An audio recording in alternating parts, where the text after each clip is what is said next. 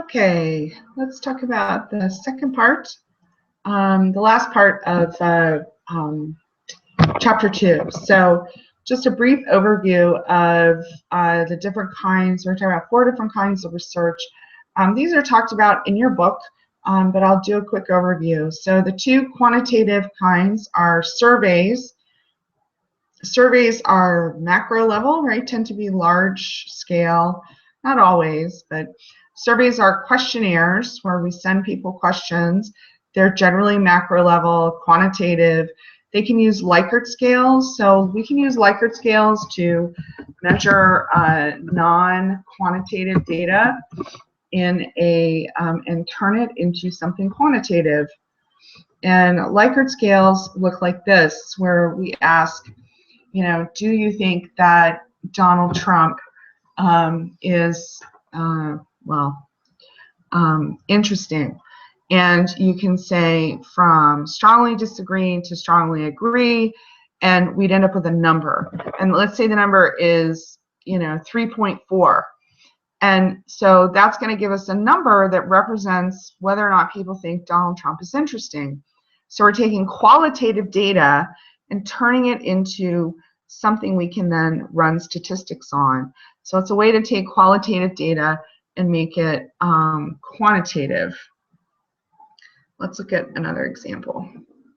So here's, this website has a user-friendly interface. Strongly agree to strongly disagree. So again, you'd assign a numerical value to each of these, and it would have, you'd end up with a number average. So like something like gender, is not a Likert scale, but a Likert scale is where you have this range and people can select from it, and it makes it easy for them to, for people to take a qualitative piece of information and do some statistics on it. You tend to use something called probability sampling. Probability sampling is, when you do quantitative research, you have a population. And a population is the group of people that you're interested in studying. So let's say that you're interested in studying all the students at John Tyler. And if you're interested in studying all the students at John Tyler and to see how they feel about whether or not Donald Trump is interesting. And we don't have to ask every single student at John Tyler. If you do your sampling, which means picking out a number of people to ask, if you do your sampling correctly, you can actually use a pretty small sample and get an accurate view of the entire school.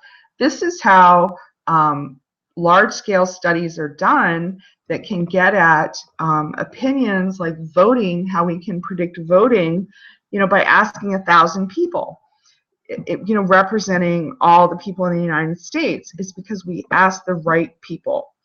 So probability sampling means that everybody in your population has an equal chance of being represented in your sample. And so if we wanted to get out all the people in JSARJ, so let's say I used you guys as a sample, and I asked you guys what you think about whether or not Donald Trump is interesting. Well, you guys don't represent all of John Tyler, right? I mean, I can tell you for sure that you don't represent John Tyler because the students who take classes in the summer are really different than the students who take classes during the regular school year. Students who take classes during the summer are often from other schools, universities who are trying to like add some credits during the summer. There's sometimes students who are on like academic probation from other colleges and need to do well to kind of get back into school. It's just a different group of people. So by asking people in the summer, you get a different sample. And then by asking people who are taking an online class, you get a different sample, right? So what about people who take classes on campus? What about you'd have to equally represent people who take Midlothian or classes at Chester, people who take day classes or night classes, people who take Tuesday, Thursday classes versus Monday, Wednesday, Friday classes. You'd have to think about the kind of classes, because if you take a sociology class, you're going to get an over-representation of nursing students or people who want to be in the nursing programs, like who takes sociology. So you'd have to be really careful, but if you were really careful and you could get a relatively small sample of students to ask them, and you could get a good idea. But it wouldn't work to just say, okay, we're just going to ask my class. Okay, so you then do the data analysis, and we code the data. Right? We talked about coding before, and coding the data means, you know, making everything numerical. So, you know, we assign numbers to pretty much everything, and sometimes we assign numbers that are meaningless, like 1 to male, 2 to female, and then we use the Likert scale.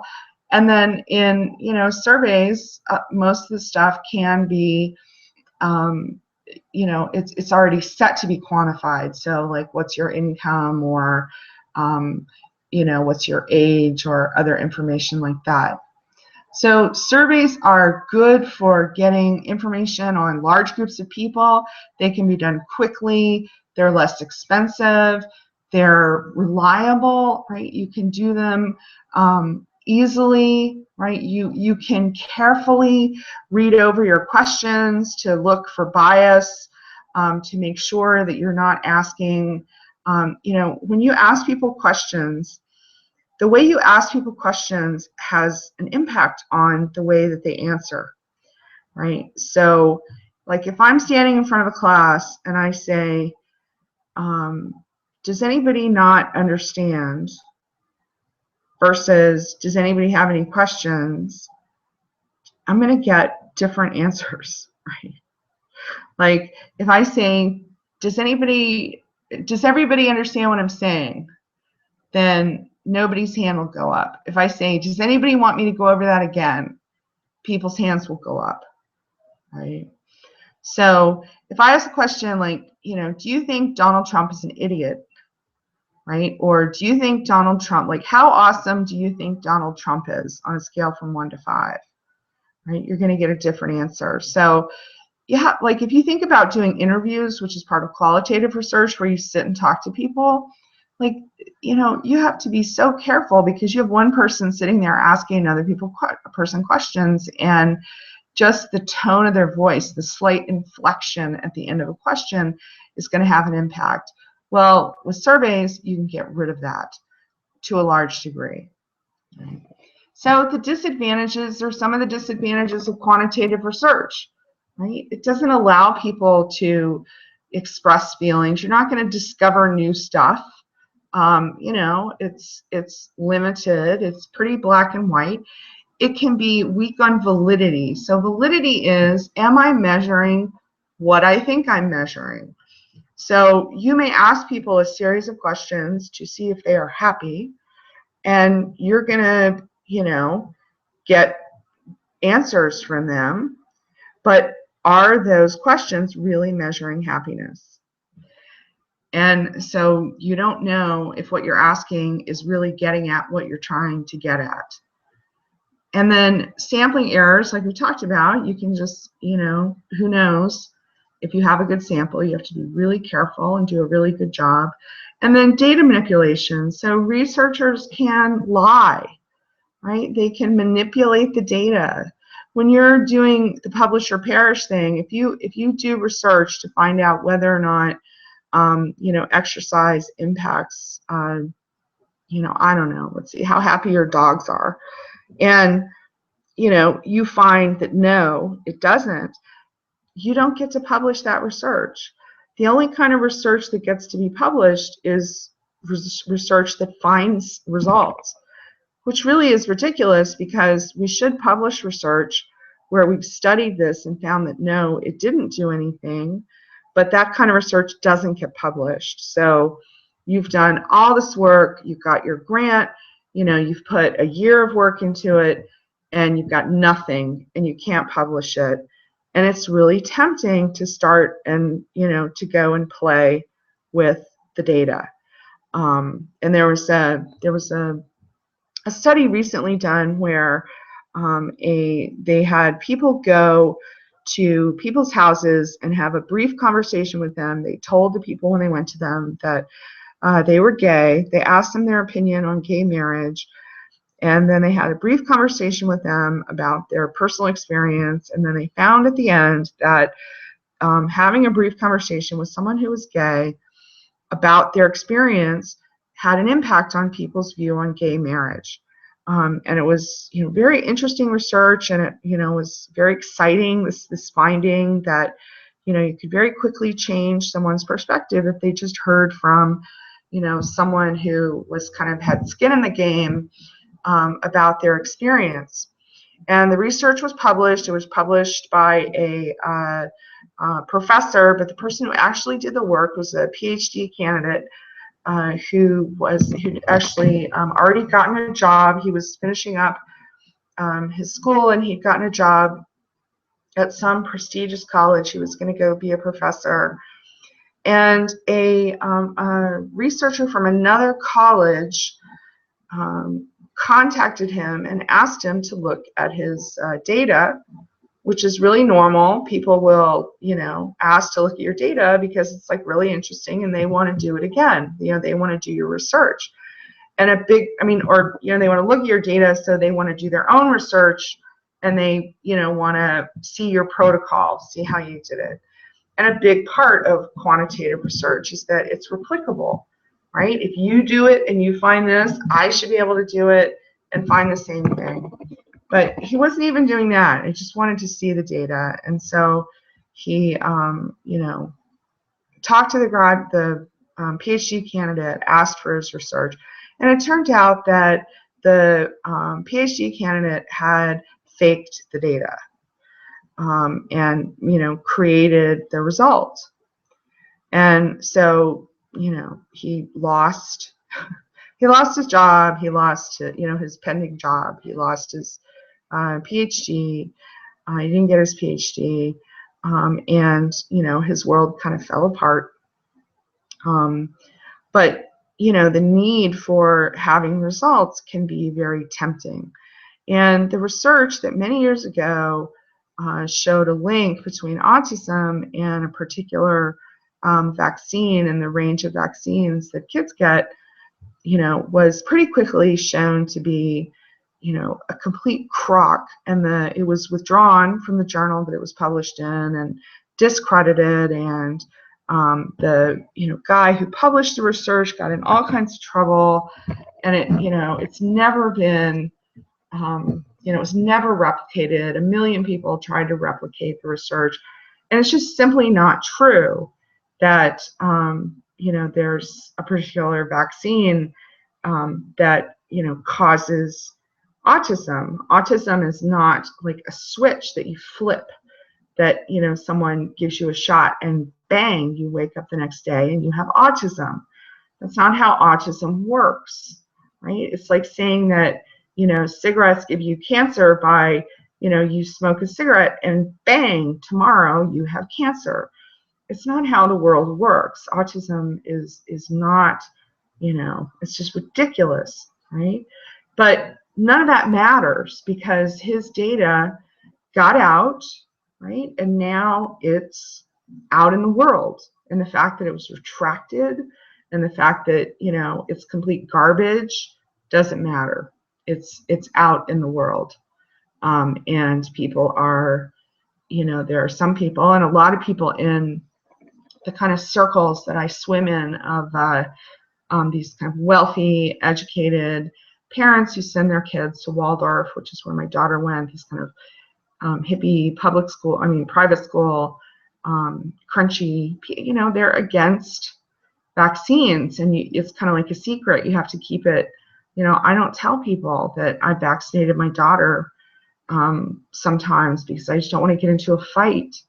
It's ridiculous because I just don't, it's like you have to be in the closet that you actually believe in science, and because you just don't want to hear it, it's so ridiculous. So people can make up data And, the data goes out into the world, and even if it's retracted, you can't unring the bell, right? This is the problem with, slander and all kinds of things that get out in the world. And once it's out, it's hard to pull it back. So data manipulation is a problem. So the hallmark of quantitative research is experiments. And experiments are where you have your two variables, your independent variable, you're looking at one thing reacting to another thing. You're trying to control for everything except the one variable under investigation, right? And you're trying to see the, this one thing and how does it affect this other thing. We use an experimental group and a control group. So one group, you have two groups of people. One group is, let's say if we're testing a pill and its effect on anxiety. One group is given a pink pill and it has the medicine in it. One group is given a pink pill and it doesn't have the medicine in it. We give both groups, the experimental group is the one that gets the medicine, the control group doesn't. We give both groups a pink pill because of the placebo effect.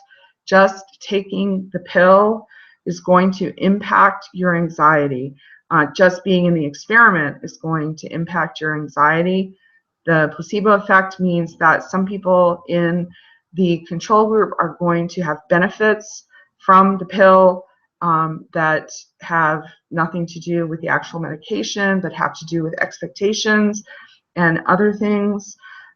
There's also the nocebo effect, where some people in the control group are going to have negative symptoms from the medication. Sometimes people in studies, have to drop out of studies because they're having, like, well, I'm in this anxiety research and the, medication has had such a negative impact on my anxiety. I'm so much more anxious and I'm throwing up and all these horrible things are happening and I have to withdraw from the research even though they weren't taking any medicine. So we have to be really careful because everybody's going to have an effect. So the goal is to have the experimental group have more of an effect than the placebo effect. A lot of antidepressants don't have much more of an effect than the placebo effect, but they have an effect, right? The placebo effect is an effect. So it's a complicated world out there. So the advantages are obviously control, right? We control what's going on. We can use it to test and help develop theory, and it's replicable, right? We can do it again and again.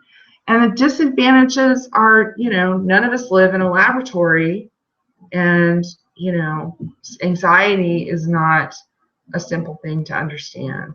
So in order to get the control, we give up complexity, right? Kind of like in real life, right? If you want to control everything, it doesn't really work. We can try, but it doesn't really work. So those are the two quantitative types of research. And then in your book, if you're interested, talks about the some specifics of the surveys. Here's a link if you're interested to the one the book talks about. And qualitative research, we talked about already a little bit. Ethnographies, and ethnographies are where you go out and observe a particular group or activity. Ethnographies can be covert or overt, meaning the people you're studying can be aware or unaware of what you're doing. Overt, it's a lot more difficult to get approval. One way to think about it is if somebody wanted to understand the way we do, I teach classes in person, and at the end of the class they do surveys, right, to see, to evaluate my teaching. And the surveys, we know based on other kinds of research, are not particularly meaningful. College surveys tend to evaluate your grade in the class, so the higher your grade, the more you like the teacher. And they're also tightly correlated with gender. So people give male professors higher ratings than female professors. So they've done research, for example, in online classes where they've had the same person teach a class as a male and as a female, and as a male, they get higher evaluations. So when it comes to issues of academia, we tend to trust men more, see them as more knowledgeable and authoritative, and so evaluations in class are not particularly meaningful, and unfortunately they're not that effective at getting rid of teachers that may need to be moved along. So it's a difficult, but it's what we have. So another way to study the effectiveness of a teacher would be to do an ethnography. And ethnography means that a researcher would come in and take a class from the professor, and they would observe. They would watch this professor, they would watch the interactions, they might talk to the students outside of class, and you would take notes, and you could develop this very rich description, or what are called thick descriptions, where you're able to capture, when you describe something, not just what happened, but kind of the meaning of what happened, right? So if you're talking about, like, for me, like how this class started, was not just that it kind of started in a weird way, but for me it was just like really stressful, because I had these like great plans for what I was going to do this term, and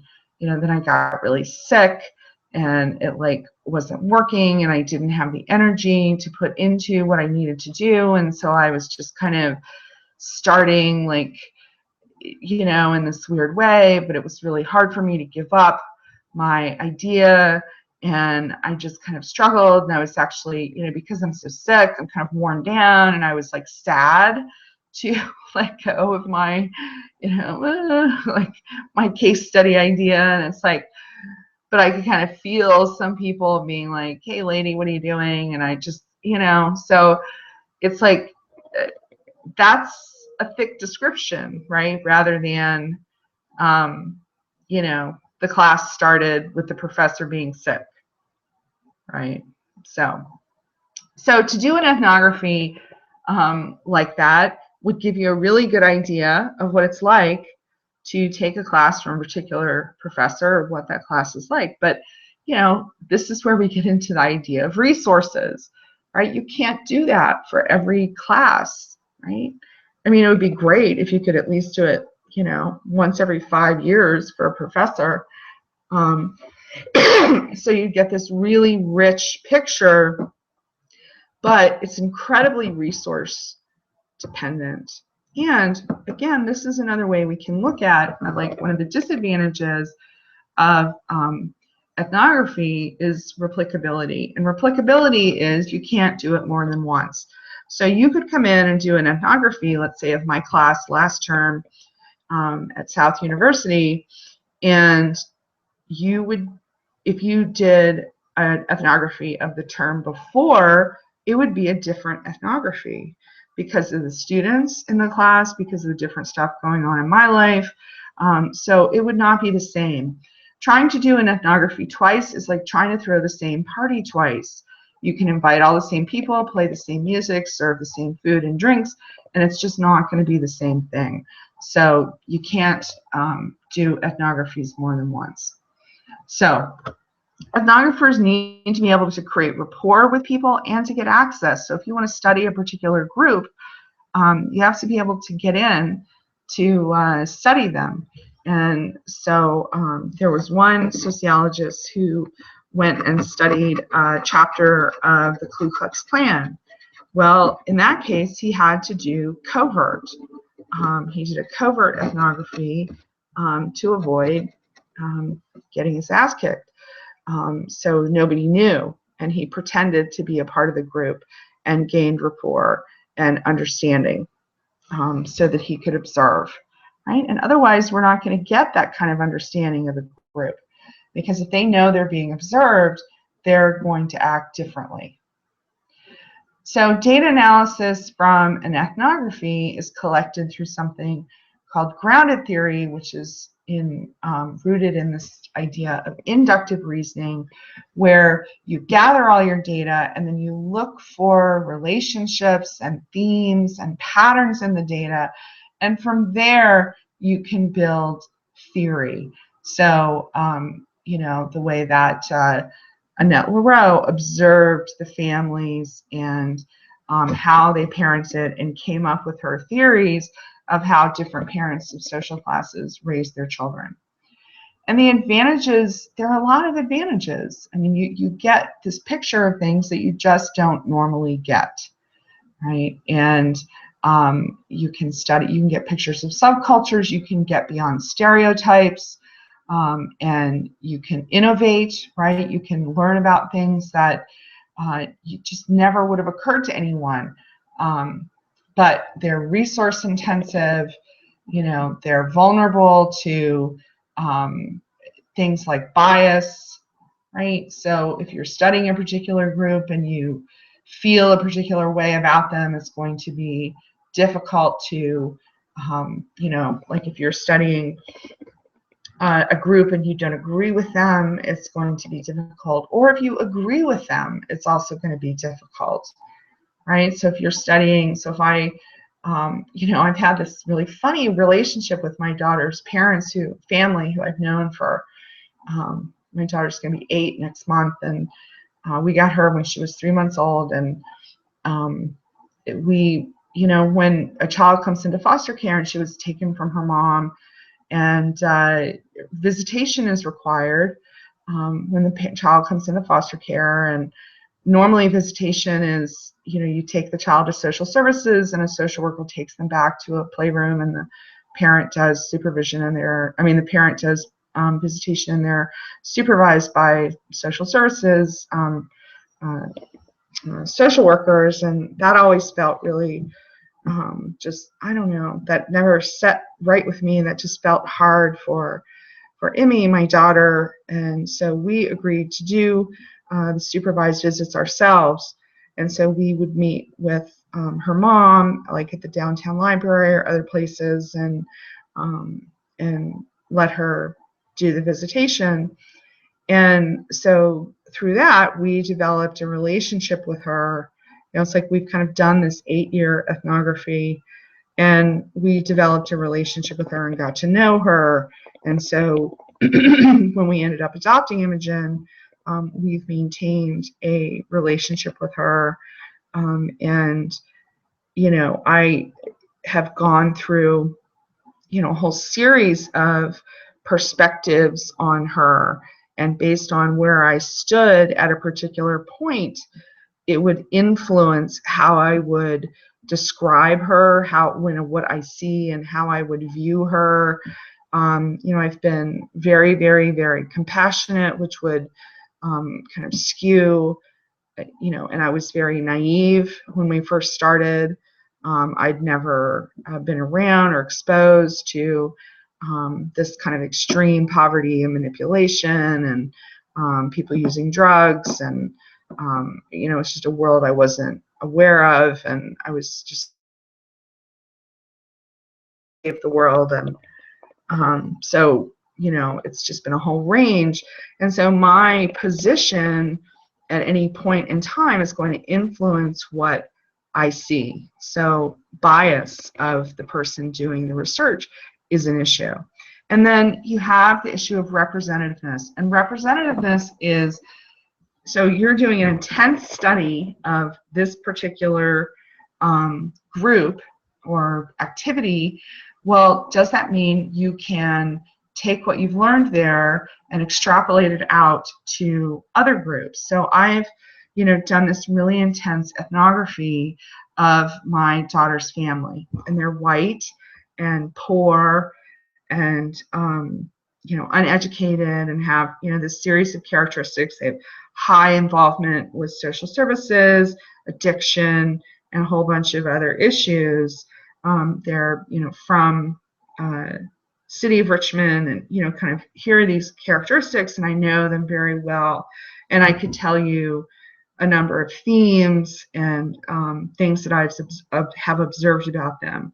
And the question is, are the themes and the things that I've observed about them, do they apply to other families in poverty, enrichment, with addiction issue? You know, can these patterns be applied, or are they unique to my daughter's family? And based on my limited experience with other foster families, I think there is representativeness, but it's a big issue in ethnographies. So the last thing to discuss is interviews, and interviews are the last form of qualitative research. Interviews are what they sound like. And interviews can use closed-ended or open-ended questions. So closed-ended questions are how many children do you have? What year were you born? Open-ended questions are what kind of relationship do you have with your mother? You need to be very careful about biased and leading questions, like we talked about before, about, like how ridiculous, do you think Donald Trump is, or how awesome do you think Donald Trump is? Especially when you're talking about topics like, say, abortion, or things that people might be ashamed of. You have to be careful about the way you ask people questions. Data analysis is similar to an ethnography. You're looking for patterns and differences. And the good thing about it is, what you can imagine, that with interviews, you're going to get a lot of rich data. You're going to hear people talk in their own words, which is something that you may not get even in an ethnography, right? You're asking people specifically, what's this like? How do you feel? And then you can also probably imagine the disadvantages. So people don't always tell the truth. And you also have the representativeness of, does what I've learned from this group of people I've interviewed apply to this larger group? Okay. Or my population. All right, that's it for that lecture. There's nothing you need to do to turn in for either of these two lectures. I am going to post two research studies that I got from the John Tyler database. One is an ethnography, and one is from interviews, and you will need to read both. They will be on the exam, but there's nothing you need to do with them in terms of, whatever, writing anything about them. You just need to read them, because I'll be asking about them on the exam. Okay, and that's it for chapter 2.